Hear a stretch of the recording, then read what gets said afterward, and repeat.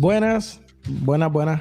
Una vez más, bienvenidos a otro episodio de Redefiniendo. El episodio de hoy va a estar bien bueno porque es un tema un poquito controversial. Estoy otra vez con mis amigos Michael Cerezo, Jan García y Wilfredo. Ahora, lo que vamos a hablar de hoy, es un tema que hace poco hubo una situación con un predicador, entiendo que es español, se llama Aitiel Arroyo, y él habló sobre el rapto. Y él dijo que él entendía que habían, ¿verdad? Según lo que él estudió de la Biblia, él explicó el proceso en el que él estudió el tema, pero que él se dio cuenta de que el rapto secreto, esta cuestión que nos han enseñado como la película Left Behind, que tú te vas y tu ropa se queda, etcétera, etcétera, que eso él entiende que no es bíblico.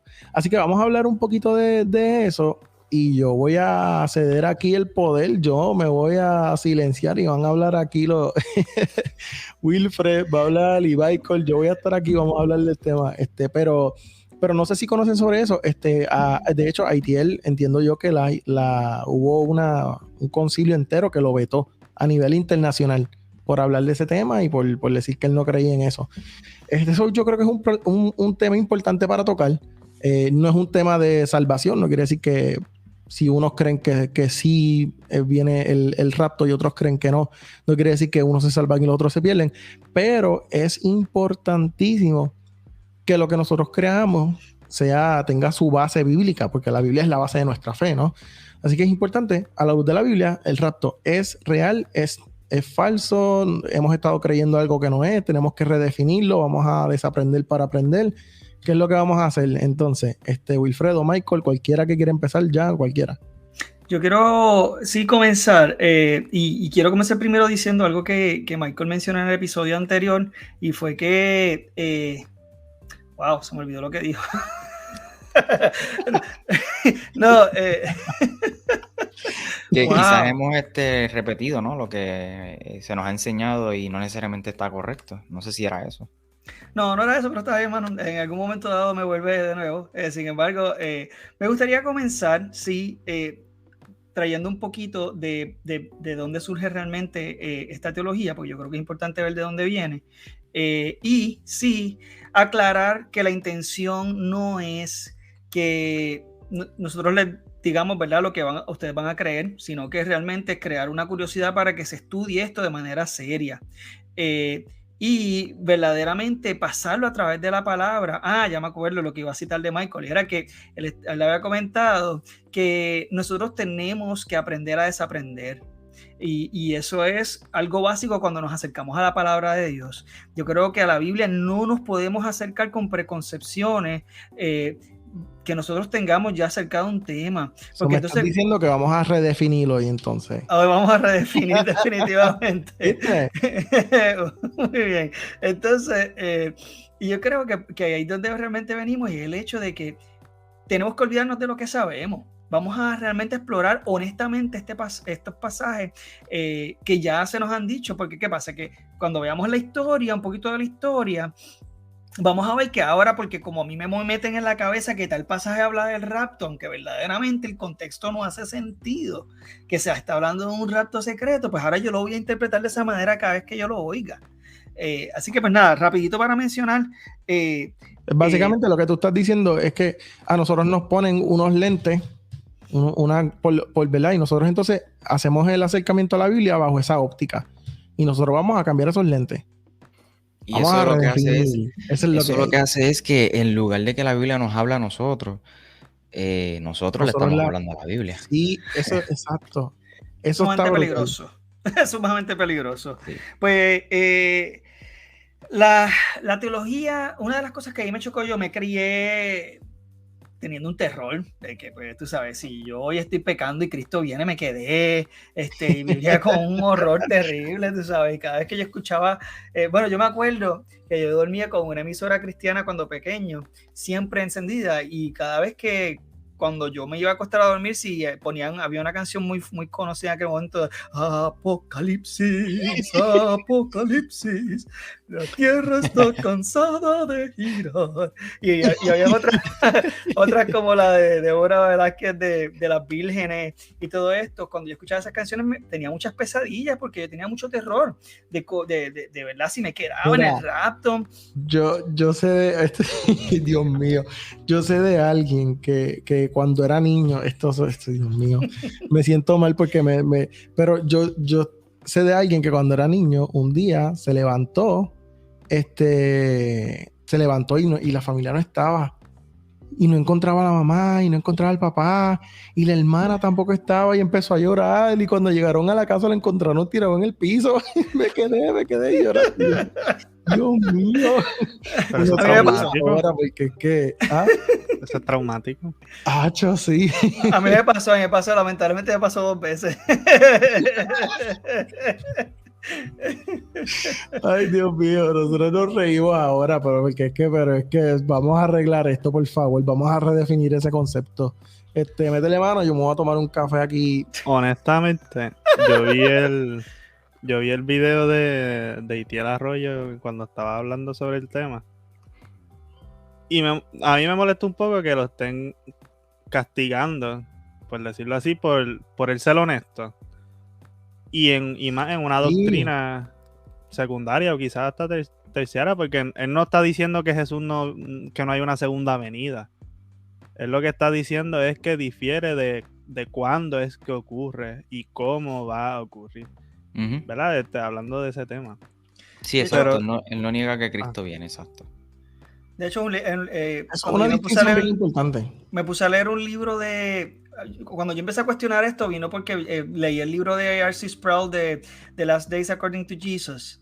Y entonces veo de dónde empieza a surgir esta teología y en qué momento se vuelve popular. Y me doy cuenta que la mayor parte de la historia de la iglesia esta teología no predominó.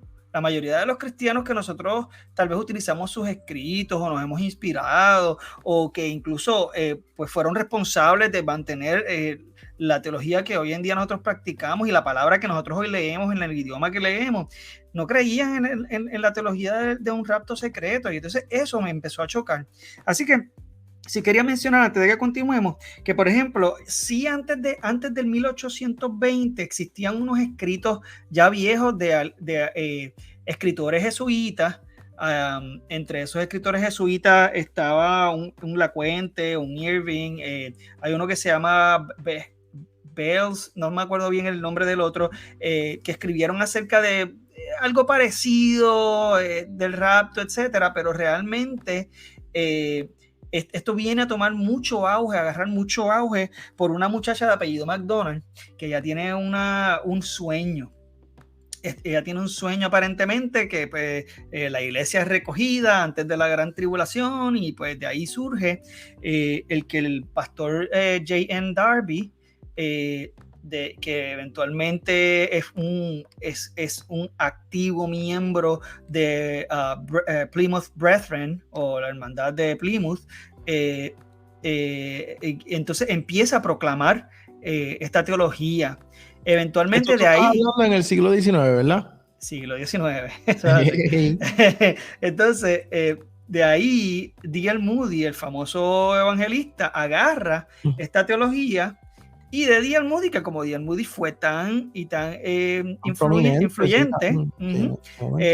Scofield agarra entonces de D.L. Moody aparentemente esta teología, y cuando entonces Scofield publica su Biblia en las perícopas, ¿verdad? En los titulillos de diferentes porciones que aparentemente hablan del rapto, pues pone o rotula como el rapto de Cristo, del Hijo del Hombre, o qué sé yo. Y entonces pues las personas toman la perícopa como que, mira, pero la Biblia sí habla del rapto, etcétera, etcétera, etcétera. Entonces de ahí pues pasa en el 1906 a las iglesias pentecostales, Asambleas de Dios, y entonces en el 1960 entonces sabemos que se promueve a través del Dallas Institute, ¿verdad? También otras corrientes, otras iglesias que adoptan, porque en el 1960 ocurre como un avivamiento, entre comillas, ¿no? Lo que le llaman un avivamiento, que entonces muchas iglesias que realmente no son de las corrientes pentecostal o asambleas de Dios adoptan estas teologías, como la iglesia bautista Free Will, que es la de libre albedrío, y otras congregaciones como las presbiterianas, etcétera, etcétera. Pero sí, no sé. Entonces ok. Entonces, lo que Wilfredo está tratando de decir es que se está haciendo doctrina de un sueño que tuvo una persona. No se está haciendo doctrina de lo que dice la Biblia.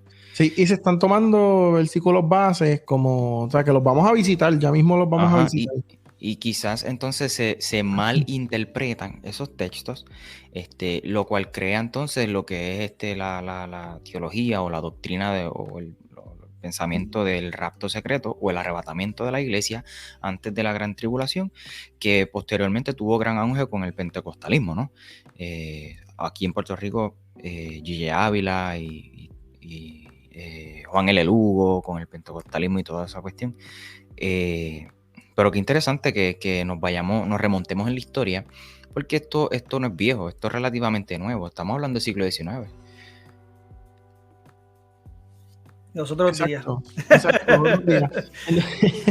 Entonces yo quería preguntar, porque muchos de los textos la mayoría de lo que se usa es, por ejemplo, este versículo que creo que Wilfredo, tú lo tienes ahí, el que dice que 2 estarán en el campo, uno será tomado, el otro será dejado. Quizás podemos visitar ese texto un momento.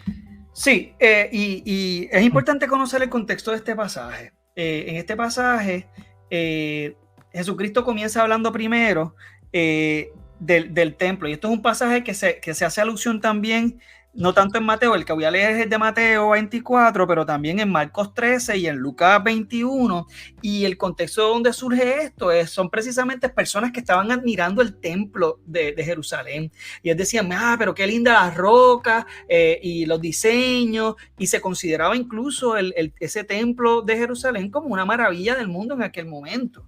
Realmente era un templo muy bonito, y entonces Jesucristo comienza diciendo, pero de ese templo no va a quedar piedra sobre piedra.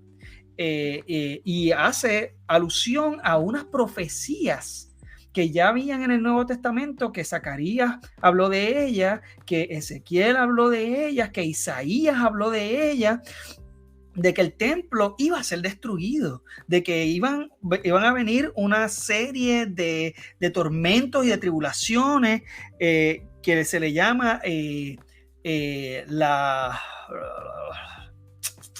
se le conoce como se me olvidó el término, pero termina con desoladora. Cuando me acuerde lo diré. Ya mismo te vas a acordar, como mismo te acordaste de lo Michael, perdón, estaba muteado.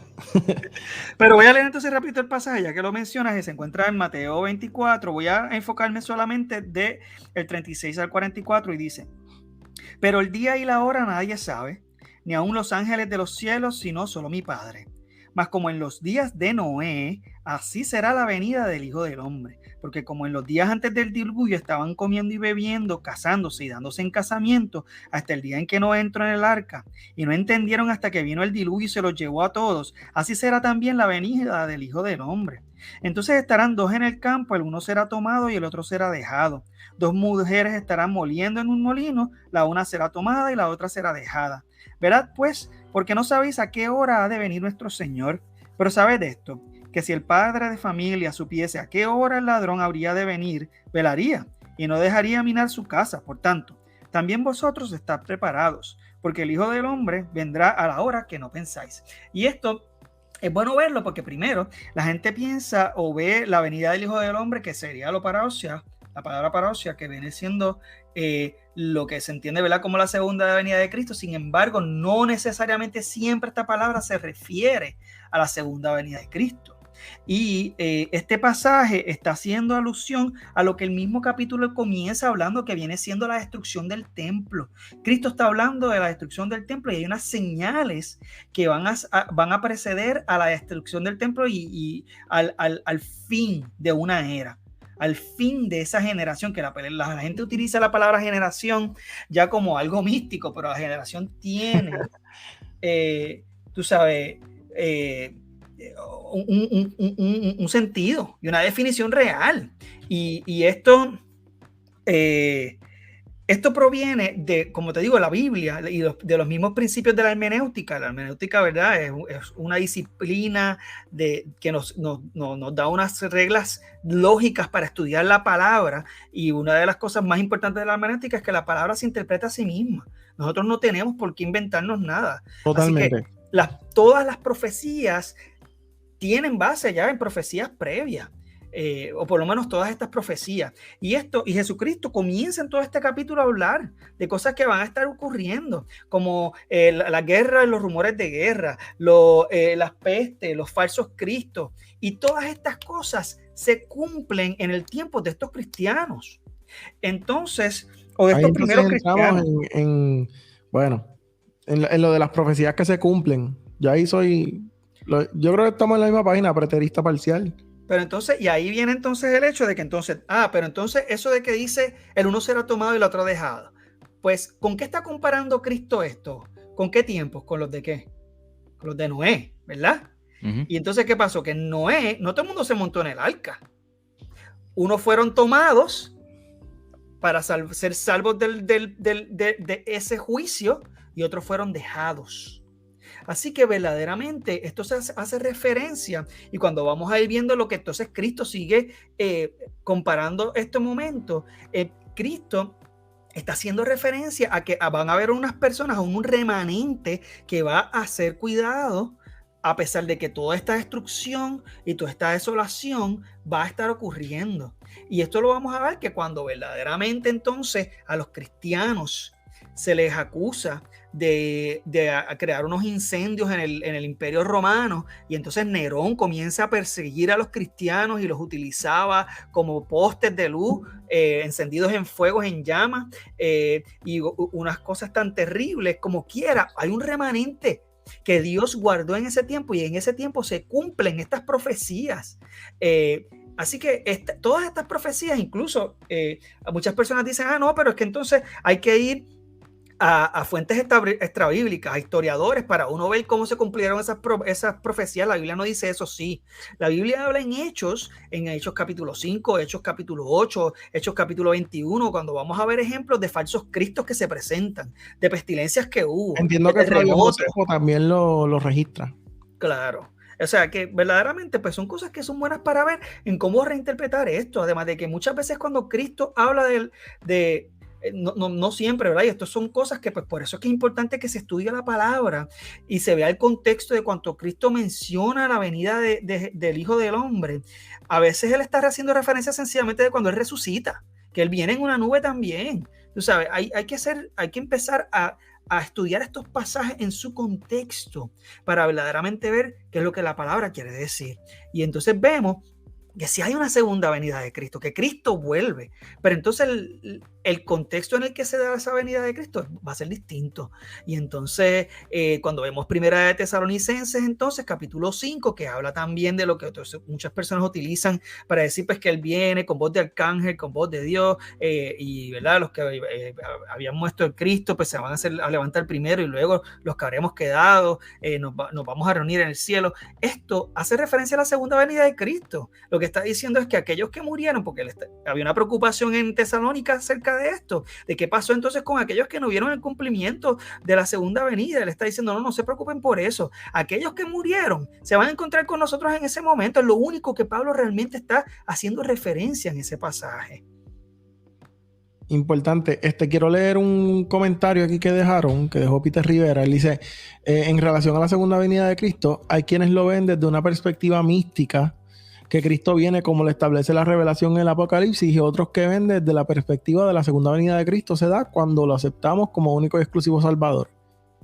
Sí, pero aquí estamos hablando del rapto como tal, que es es que son dos acontecimientos diferentes. La venida de Cristo y el rapto o el arrebatamiento son dos acontecimientos diferentes. Obviamente, pues la iglesia se ha encargado de proclamar, sobre todo la iglesia pentecostal, el rapto o el arrebatamiento pretribulacional, antes de la gran tribulación. Y entonces lo que estamos aquí, que de hecho hay personas, y lo hemos hablado, que creen que el rapto o el arrebatamiento va a ser después de la gran tribulación, o sea, post-tribulacional. Hay otros que creen que va a ser mid-tribulacional, o sea, en el medio. Y están los que piensan que no va a haber ningún rapto, que no va a haber ningún arrebatamiento, como el caso de Itiel Arroyo, que lo dijo públicamente, no explícitamente, pero sí él dijo que mientras él estaba estudiando la Biblia, él nunca, ¿verdad?, pudo encontrar ese famoso rapto secreto. Lo que sí él veía visiblemente era la segunda venida de Cristo. Y la iglesia, quizás enfocarse, digo la iglesia, ¿vale?, de manera genérica, pero en este sector de la iglesia, enfocarse en proclamar o enseñar esto del rapto o el arrebatamiento, ha hecho la segunda venida, nos ha hecho apáticos a la segunda venida de Cristo. Y no anhelar, no amar, no desear la segunda venida de Cristo. Y hay un problema ahí bien serio, tú sabes. Entonces, aunque sí entiendo el comentario de Peter, creo que es bien importante que haga esa aclaración, pues son dos acontecimientos totalmente la diferentes. diferenciación de una cosa Sí. y de la otra. Sí, entiendo. Sí, realmente lo que yo entiendo que es lo que estaba diciendo Itiel, que es lo que tú también estás diciendo, que es esta cuestión de que nosotros, el simple hecho de lo que se está poniendo en cuestión es el rapto secreto, que es esta cuestión que nos han enseñado, que han hecho películas en base a eso. Left Behind es una, The Remaining creo que también. Después hablamos de The Remaining, para mí no parece una película cristiana, pero eso es un tema para otro momento. Sí, estábamos hablando detrás de cámara. Pero oye, yo quisiera hacer una pregunta, mano. Aquí entre nosotros y cualquier persona que quiera comentar, ¿qué ustedes piensan cuando ustedes escuchan, o digo, cuando ahora que quizás nosotros hemos profundizado un poco más en este tema, al menos yo sé que ustedes también, porque estamos aquí hablando del tema, ¿qué ustedes pensaron? O sea, es como que, vamos, voy a ser claro. Yo digo, caramba, yo pienso ahora en un arrebatamiento o en un rapto antes de la gran tribulación, o sea, antes del sufrimiento, antes de que esto aquí se descontrole. Para mí, eso me suena como una teología escapista, como querer escapar del sufrimiento. Yo no quiero sufrir. De ahí surge el asunto, de hecho, históricamente quienes escriben de un rapto, aún los que son previos al siglo XIX, lo hacen como un método de decir, Dios está guardando realmente a ese remanente. Y es una mala interpretación de quién es el remanente fiel y a cómo Dios va a guardar a esa gente de la tribulación. Pero la realidad es que la gente no quiere pensar en tribulación, pero los cristianos del primer siglo pasaron por esa tribulación. Entonces estás haciendo referencia a ese texto que tú leíste de Mateo 24. De ese remanente que Cristo, ok, perfecto. Entonces, ¿y dónde dejamos a los primeros discípulos o apóstoles? Que dieron su vida por el evangelio.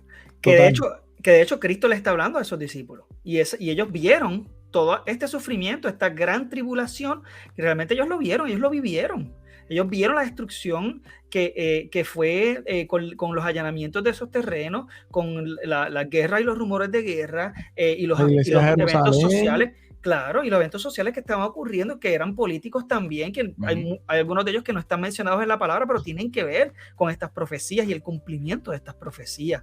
Estas son cosas que no podemos encerrarnos por lo que nos han enseñado, diciendo, esto es falso, esto es una herejía. Pues dime por qué es una herejía. ¿Dónde está en la palabra lo que tú me estás diciendo? ¿Cuál es la base bíblica para entonces decir algo como eso? Y yo pienso que eso es lo que estábamos hablando en el episodio anterior. Estudiar este tipo de cosas lo que hacen es fortalecer nuestra fe y darnos seguridad de lo que nosotros creemos. Y eso que estaba hablando Michael de que es escapista, yo estoy totalmente de acuerdo. Hace poco alguien me estaba escribiendo que la persona me decía como que no, yo le sirvo a Dios y yo le creo a Dios porque yo sé que Dios me va a guardar del sufrimiento. Pero realmente volvemos. Cuando nosotros vamos a la historia, y eso es un problema bien serio ¿verdad? Esto obviamente se va un poquito del tema, pero de un tipo de mensaje y evangelio donde es exitomanía, como dice el pastor mío, es esta cuestión de que Dios te va a guardar, Dios te va a prosperar, es un evangelio de prosperidad completamente. O sea, y cuando nosotros vamos a la historia, los apóstoles no eran personas que andaban en jet privados, en Mercedes, con guardaespaldas. Al contrario, los apóstoles eran personas que sabían que su próximo viaje podía ser el último, ¿sabes? Y yo había puesto en mi página hace... Tú lo compartiste. Tú lo Exacto. compartiste en uno de los episodios. Tú dijiste, mira, el hecho de aceptar a Jesús, de seguir a Jesús, tú estabas filmando una sentencia, caballo. Estoy dispuesto a morirme mañana mismo. Es la cosa.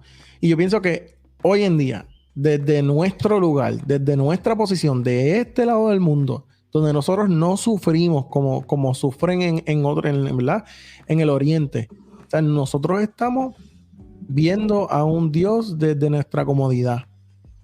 Y eso es un problema porque no tenemos claro el sufrimiento que conlleva el creer. Realmente piénsalo. Y yo esta semana yo estaba pensando en eso. Yo decía, Dios mío, líbrame. Yo digo, líbrame, pero Mano. ¿sabes? El sufrimiento de esa gente, ¿sabes? Y cuando tú lees por lo menos para mí, lo más chocante, es yo leer a los mártires.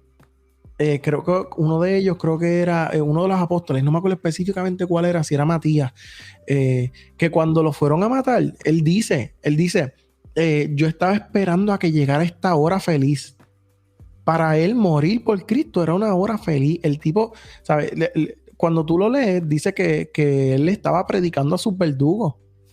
Hasta su último suspiro, él le estaba predicando la salvación a sus verdugos. Otro de ellos, creo que fue Andrés, su custodio romano, el que lo estaba custodiando, cuando lo escuchó hablar de su fe, cuando llegó el momento de la ejecución, renunció y se arrodilló al lado de él y los ejecutaron a los dos. ¿Sabes? Estamos hablando de que son cosas bien chocantes. A Pedro, que lo crucificaron al revés porque él decía que él no era digno de morir como murió su maestro. Pablo fue ejecutado. Y de hecho, Pablo fue peor porque Pablo desde antes, podemos leer en los Hechos, que eso está en Hechos 21, Hechos 22, podemos leerlo hasta el 23, pero específicamente el capítulo 22 habla de que a Pablo le dieron allí, tú sabes. O sea que, y hay historiadores que dicen que Pablo sufrió tanto y recibió tantos golpes que él estaba desfigurado. Y eso fue antes del morir. Y estuvo muchos años preso. Igual que a Juan, que murió, es el único que murió de viejo, pero lo torturaron. Lo intentaron envenenar. No pudieron matarlo, pues, ¿sabes? No le hicieron una muerte como a los demás, pues lo exiliaron para que pasara solo. O sea, que todo lo que volvemos, el evangelio es, o sea, no es tan fácil, no es tan fácil como predicar un evangelio donde Dios te guarda del sufrimiento. Al contrario, Jesús mismo dijo, en este mundo van a tener aflicciones, en este mundo ustedes van a sufrir, pero no se preocupen porque yo lo vencí, ¿sabes? Esa es la promesa. Cuando habla en Hechos, cuando habla de héroes de la fe, que habla de los que murieron, al final del capítulo, que habla de los que murieron antes, dicen, no se preocupen, que no fue que ellos no alcanzaron las promesas, ellos tienen una promesa, ellos alcanzaron la promesa mayor, que es estar, ¿verdad? Juntamente con Dios. Lo que... Mala mía que te interrumpa, Alberto. Lo que pasa es también que tenemos que tener en cuenta que el cristianismo americanizado, que lo que hacen es que te venden el sueño americano con Jesús por el lado, como si fuera un combo de McDonald's. Perdona por el anuncio. Y es como que un paquete all inclusive. Vas a tener sufrimiento y te salva. Y Dios te salva, pero no te dice que te salva de tus propios pecados y de las consecuencias que ibas a tener de eso. Y por el estilo. Y también yo lo veo que, ¿verdad? Estaban hablando del sufrimiento del que tenían los primeros cristianos y los apóstoles. Y por eso, a mí personalmente, no me asusta las leyes esas que se siguen levantando y las legislaciones nuevas que, ¿verdad? De diferentes cosas que la gente dice que los cristianos están perdiendo influencia en el gobierno y cosas así. Y yo, pero es que tú esperas que el cristianismo light siga casado con el gobierno y que tengan influencia. Un cristianismo que no predica todo lo que se revela en la palabra de Dios. Mira, Lo que pasa es que la iglesia que va a sobrevivir es la que está apegada al Señor, la que está apegada a la revelación que Él dio. Y es como de que sí se va a cumplir eso, de que la iglesia no va, como que las puertas del infierno no van a poder con la iglesia, pero es con la iglesia verdadera, no es con la iglesia que se vende y que vende sus principios como hacían los que vendían los sacrificios en el templo, que permitían que las cosas y la politiquería entraran en la iglesia, sino la que está de acuerdo a lo que el Señor ha revelado en su palabra. Y es como que cuando se mezclan todas esas cosas, el escapismo, el sueño americano, es como de que la gente lo que quiere es tenerle miedo al apocalipsis porque se derrumba el sueño de lo que le han vendido. Pero para mí, ¿verdad? Pablo reveló que en morir es Cristo, y si viene el Señor antes, pues mejor todavía. Eso es lo que se resume. Y no es secreto, en mi opinión, ¿verdad? En 1 Tesalonicenses, el Señor dice que cuando vuelva y los cristianos se levantan, los que estaban muertos primero y los que están vivos, dice que viene con voz de trompeta. Y va a levantar los muertos y los que están vivos le va a dar un cuerpo nuevo. Ahí yo no veo distinción entre un rapto o arrebatamiento y la segunda venida. Quizás es un texto, un proof text, pero eso es lo que está escrito, ¿verdad? Por el apóstol Pablo, de que a la vez ocurre eso, de que se levantan los que están muertos, se le da un cuerpo nuevo después a los que aún siguen vivos, pero es cuando cuando ya Jesús está viniendo. Es como que, en mi opinión, ¿verdad? Y se junta todo eso y es como que, qué sé yo, tengo una melcocha en mi mente todavía por eso, porque es un tema como que complicado, pero que tiene tantas vertientes y tanta sociología y antropología que se junta. Totalmente. Quiero tocar un texto aquí que mencionaron. Lo voy a poner para que lo vean. En Apocalipsis 7, del 13-14, sobre la tribulación y la iglesia. Están preguntando que qué es lo que dice. Dice, entonces uno de los 24 ancianos me preguntó, ¿quiénes son estos que están vestidos de blanco? ¿De dónde vienen? Y yo le contesté, tú eres quien lo sabe, Señor. Entonces él me dijo, estos son los que murieron en la gran tribulación, han lavado y blanqueado sus ropas en la el gran sufrimiento del Cordero. Creo que lo he mencionado. Todo va a depender de cuál es tu óptica, en cómo vas a interpretar el Apocalipsis, porque el Apocalipsis hay hasta 10 maneras de interpretarlo. La preterista, lo estaban hablando detrás de cámara, preterista, y todos los demás que hay. Preterista parcial. Ajá. Sí, de ahí en ese sentido, igual yo no veo. La tribulación, perdóname, el nombre de gran tribulación, como le hemos realmente denominado a los cristianos, ese término exacto no está en la Biblia, sino que verdaderamente nosotros lo vemos de una manera en que, ¿verdad? Esto es un tema, como estaba mencionando Michael, es muy amplio, y nuestro interés, como yo mencioné en el principio, es despertar una curiosidad para que se estudie profundamente, que no se puede tomar a la ligera, pero es importante verlo. Y este pasaje que se está mencionando de Apocalipsis está haciendo referencia a cristianos que sufrieron en un periodo de gran sufrimiento, en el cual, si nos basamos en las profecías que los mismos judíos han visto a través de la historia, vendría siendo o estando consonos con la destrucción del pueblo de Israel como nación, que esa era en la cual había un profeta judío en el cual Dios se revelaba al pueblo, en el cual había un sacerdocio físico de un hombre, sumo sacerdote, con una estructura de sinagoga, etcétera, ya iba a ser destruido y raído, pero entonces hubo una destrucción bien grande, y esto trajo mucho sufrimiento. Y este pasaje, si se ve a la luz de, volvemos a lo mismo, porque mucha gente separa el Apocalipsis. Si realmente interpretamos al Apocalipsis como un evento único, entonces las profecías que Daniel mismo habló, lo mismo, Zacarías, Ezequiel, Isaías, se caen. Entonces estamos hablando de dos eventos elementos distintos, ¿no? La palabra se interpreta a sí misma y sigue siendo consona y se habla de lo mismo. Y el lenguaje incluso es parecido cuando se habla de la nube, como la presencia de Jehová, entre otras cosas, ¿no? Perdón, Michael, ¿vas a comentar? Y algo bien importante del Apocalipsis es que esto es un género apocalíptico. O sea, Apocalipsis sí, tenemos un libro que se llama Apocalipsis, pero esto es un género completo, apocalíptico, que lo tiene Ezequiel, tiene ese género apocalíptico. Mateo 24 se considera apocalíptico. Dependiendo de Dios mío, Marcos, si no me equivoco. Algunas partes de Daniel también se consideran. Sí, donde hay muchas figuras, simbología y toda esta cuestión, nace el género apocalíptico porque muere o se extingue los profetas. El movimiento profético deja de existir. Ahí Entonces, vienen entonces los famosos 400 años de silencio, que es la era de los macabeos, etcétera, etcétera, que lo habíamos hablado nace este género apocalíptico y la intención es, este género apocalíptico lo que intenta es dejarle saber a la gente que Dios va a cumplir sus promesas, sí las va a cumplir, pero que nosotros no sabemos cómo ni cuándo. Lo que yo sí sé es que Dios sí va a cumplir sus promesas. Y es bien importante entender eso porque Apocalipsis, mano, se escribe en su contexto particular, ¿verdad?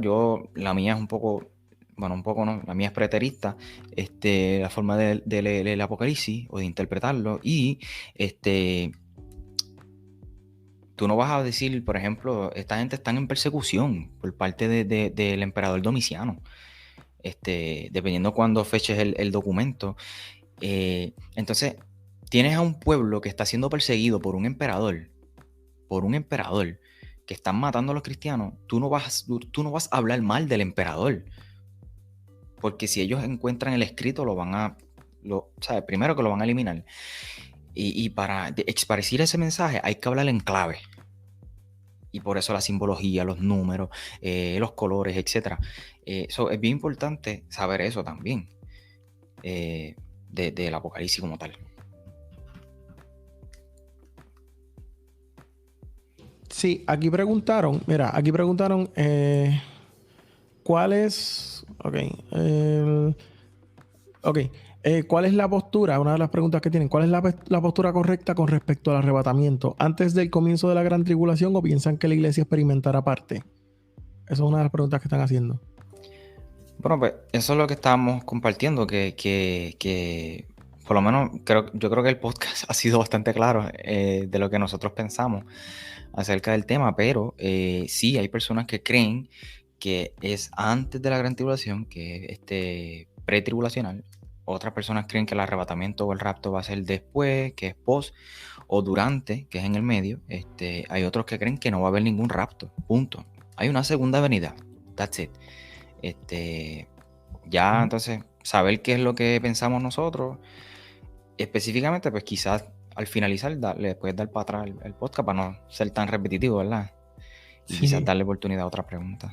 Yo creo que es importante definitivamente volver a recalcar el hecho de que es importante que para cualquiera de estos temas es importante entender que la Biblia se interpreta a sí misma, que no hay manera de que nosotros tengamos que agregarle absolutamente nada a la Biblia, sino que ha habido un propósito y un contexto en el cual estas profecías han surgido, y que yo no sé si a mí siempre me pareció, por ejemplo, bastante extraño que las 70 semanas de Daniel se interpretaran de una manera, cuando yo digo, pero es que en el tiempo en el que vivía Daniel, que estos temas apocalípticos surjan de la manera en que se interpretan, haciendo referencia a una gran tribulación postrera a Cristo, entre otras cosas, cuando verdaderamente estos profetas estaban hablando de que esta gran destrucción y esta gran tribulación iba a ocurrir con la venida del Mesías. Y el Mesías ya vino. Yo no sé si las personas están enteradas que Cristo vino a la tierra, se hizo hombre, tú sabes, y murió por nosotros. Cristo vino. Vino en su primera venida, ¿no? Haciéndose hombre, y para cumplir muchas de esas profecías y las profecías de estas gran tribulaciones que se habían hablado previas a que Cristo viniera y previas a que se, ¿sabe?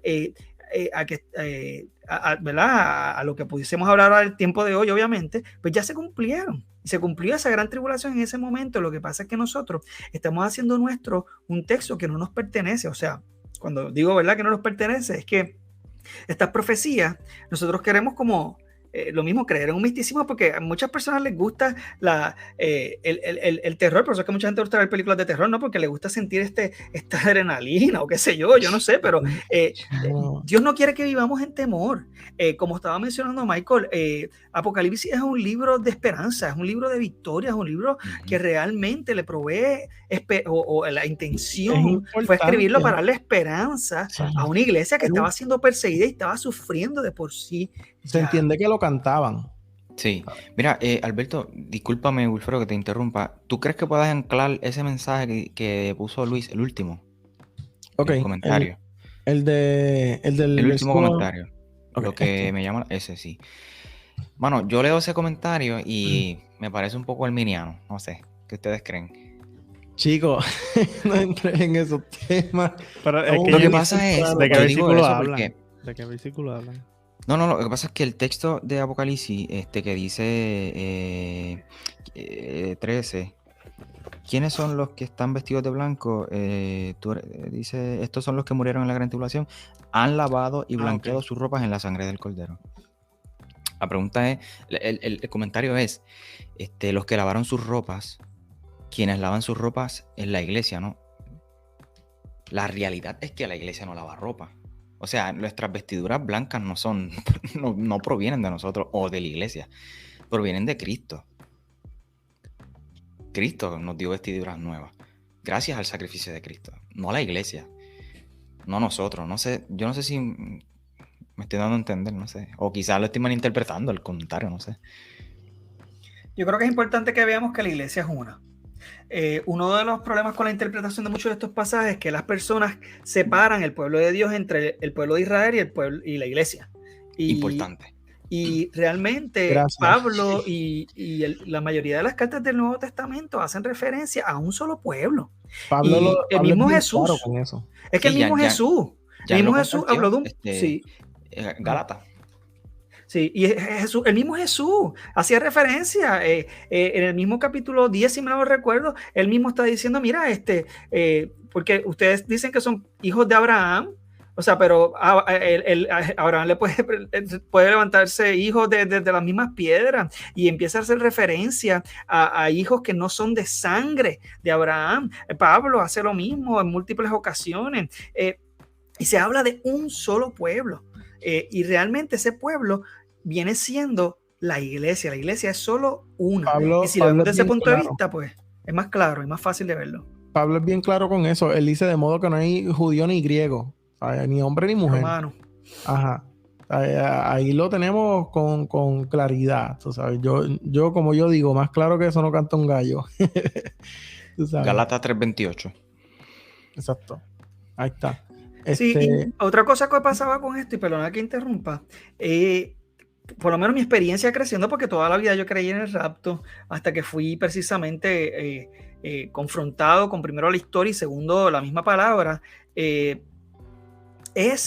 este sentido primero de terror, porque es un terror, tú sabes, constante, y otra cosa viene siendo el que yo no podía ver que la iglesia proclamara, ven, Señor Jesús, con tantas atrocidades. Digo, pero es que si yo siento tanto temor, yo no sentía ganas de decirle, ven, Señor Jesús, porque las cosas tan horribles que se van a ver.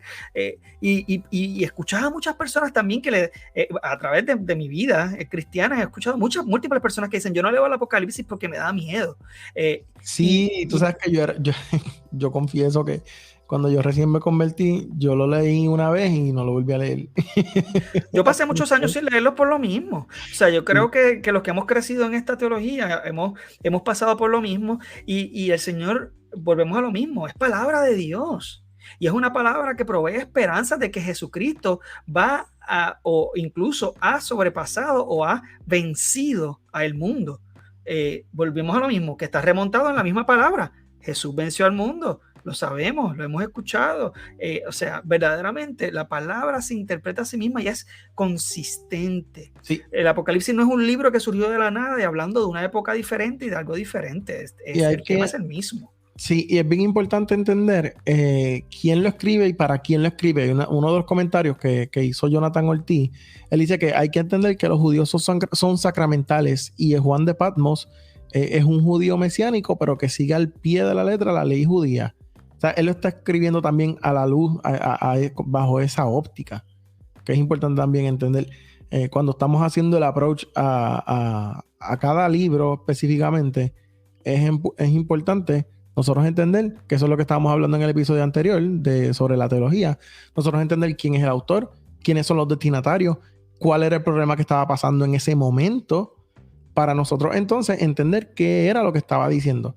Y el libro de Apocalipsis fue escrito precisamente para los judíos. Y volvemos, no, como estaban diciendo ahorita también, no fue hecho como una fuente de terror, ¿sabes? Fue hecho para traer esperanza. Eso era un alivio para ellos, porque ellos estaban siendo oprimidos. Y es como que no se preocupen que Cristo viene por su iglesia. Eso es todo. Eso es todo. Así que, ajá. Ay, perdón. No.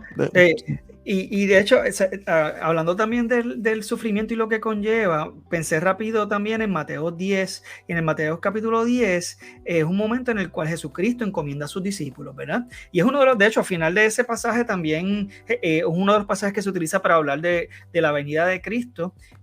Pero antes de eso, Jesucristo mismo está diciendo a los discípulos que no se preocupen, que ellos van a sufrir persecución, que el padre va a entregar a su hijo, el hijo a su padre, el hermano a su hermano, y esto hace referencia a que la cultura judía, así como lo vemos también hoy día como con culturas musulmanas, el tú creer en algo externo a lo que tú has sido criado, te hace ser expatriado o incluso, o por lo menos, ¿cómo se llama eso? Exiliado. No, de la familia. Sí, que te sacan de la herencia. Eso tiene una palabra. Sí. Se me fue a mí también se me olvidó. Hoy estoy grave con las palabras, pero entonces desheredado, muchas gracias. Dios y mío, entonces esto como cuando aguantas un estornudo que por fin gracias, hermano. Perdón, sigue hablando.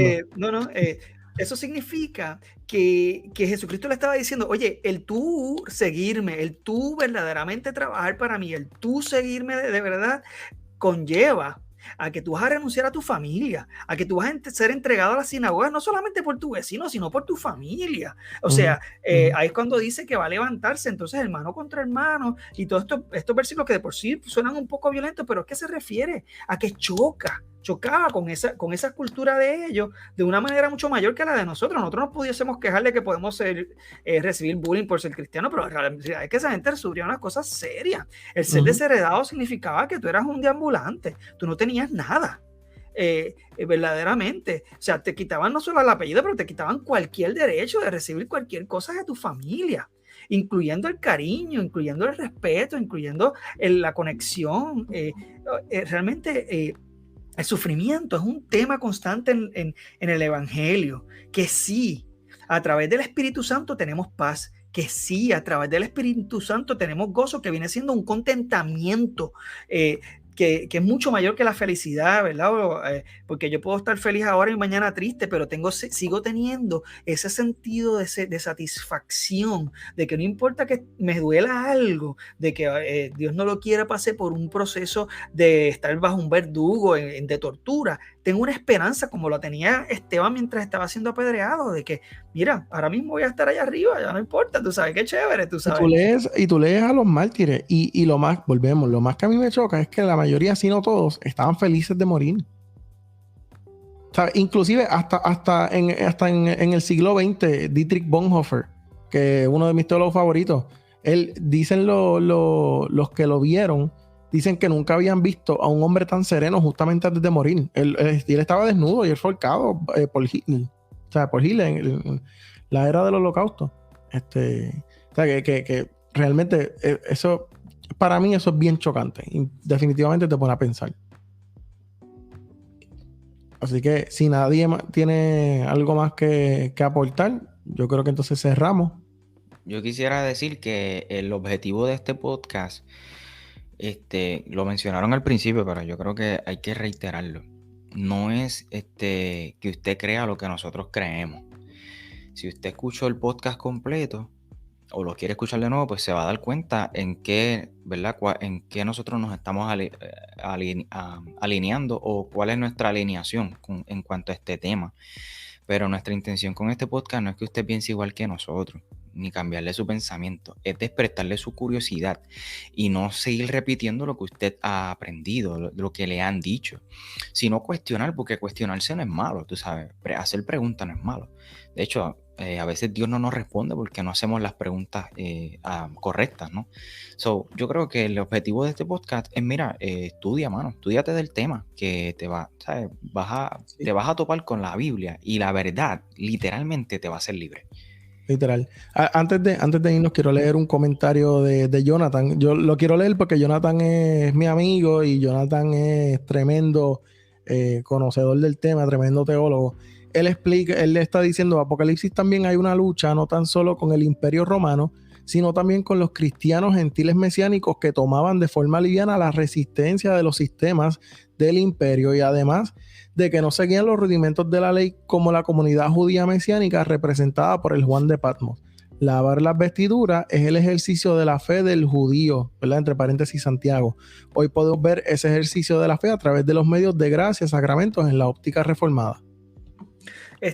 Yo quería también, perdón, antes de cerrar, sí, mencionar, hay un libro que recomiendo mucho, no me pagan por esto ni nada, ¿verdad? Pero es un libro que una de las cosas que me llama la atención de este libro es que básicamente este pastor escribe, introduce un poquito el tema del capítulo, pero casi la mitad de cada capítulo son versículos bíblicos, escritos literal, ahí en donde tú puedes ver verdaderamente de dónde surge o cómo se puede estudiar y entender a base de la misma Biblia, o sea, y interpretado a través de la misma Biblia, estos pasajes referentes al